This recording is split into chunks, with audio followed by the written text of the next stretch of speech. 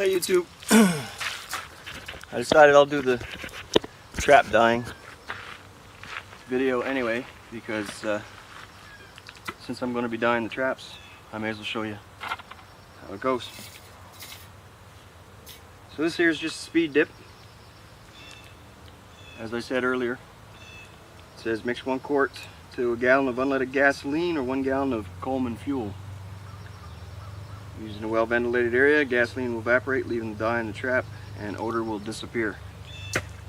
So, for those of you that are really concerned about scents, leave it outside for a week or so. It'll dry up and it won't leave a scent. So, when you mix it up, it's kind of like, it's almost like a thick paint inside. So you just take it and mix it up until you get a nice consistency. You'll find if you let this stuff sit, it'll separate a bit. So when you're doing your traps, if it starts to separate, just give it another stir and continue on.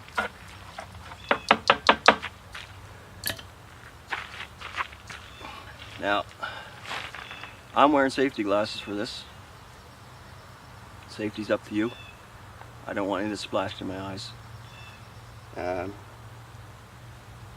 I'd consider wearing gloves, but the gasoline will just eat through the gloves. So I've got a nice little hook made up, and we'll do what we can with that.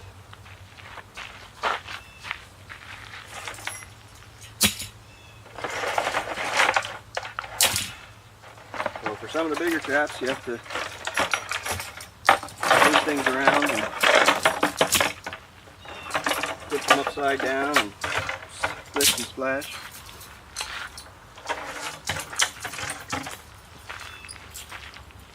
Here's some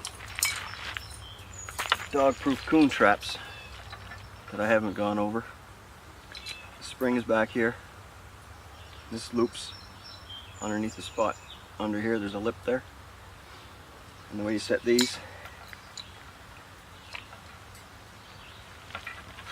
is your dog goes into a tang right there.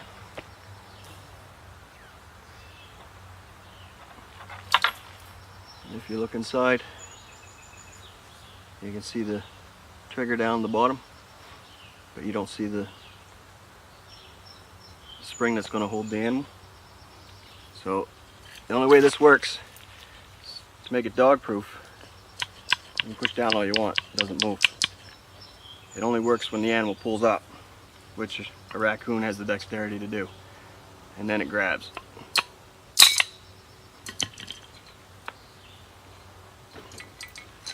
And that will hold the raccoon until you come to get it. I've only had one raccoon get away from me on this. It was a big one. But anyway, dyeing them.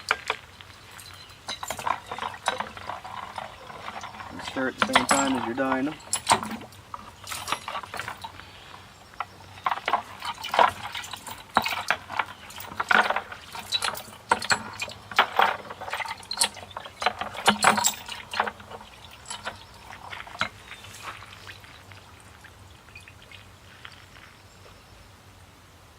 Now with this brown stuff, when it comes out there, it's a bright red, like almost like a mahogany. That will darken up as it dries. Then you just hang them up somewhere.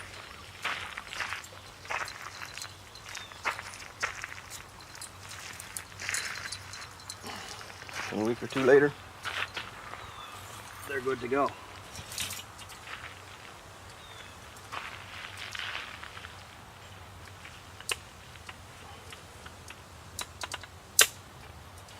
You don't have to dye your leads there. I'm going to dye mine anyway.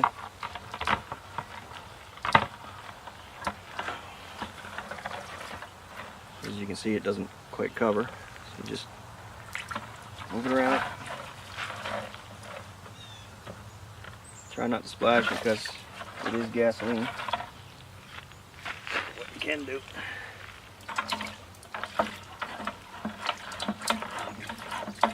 Gently bring it up to where you want to go.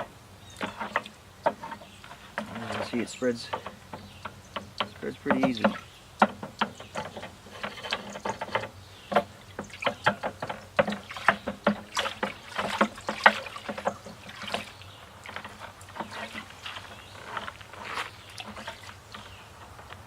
The dye is not going to take to that wire very well, but it will take some of the color out of it.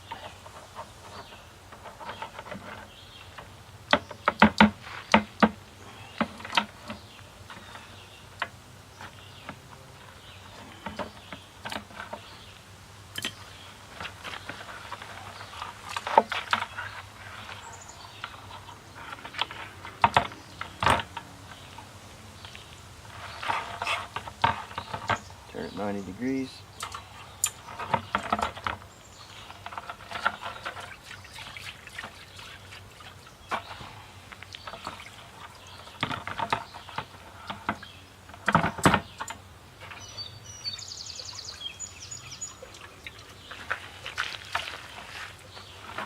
Now I have seen guys make these make wooden boxes, and that's how they dye their traps. Seems to work good.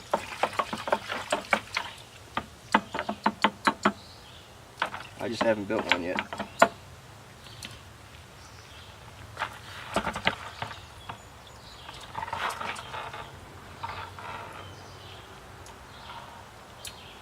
That's all there is to it.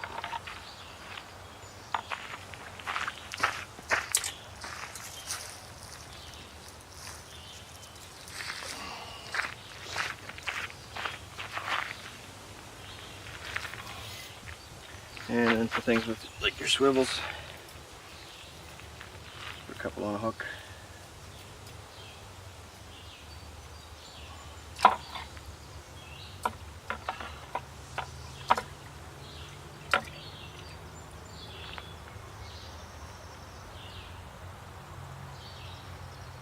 Now next year when they rust a bit, then they'll get dyed again, the dye will stick better.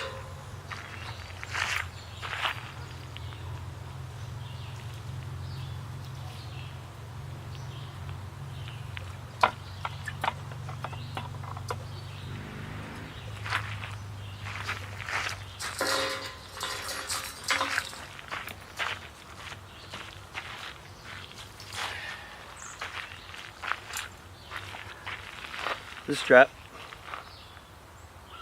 has been dyed with the powder dye. This trap has been dyed with the logwood dye. Not the logwood, sorry, the speed dip dye. No real difference, personal preference. Whatever works for you. They look the same. They work the same. You know, one doesn't give you any more advantage than the other, except speed dip goes really, really quick. Logwood takes a long time. You have to boil it and let it sit for quite a while in the boiled dye. Whereas this, you see how fast it goes. It's just minutes to do a whole batch of traps.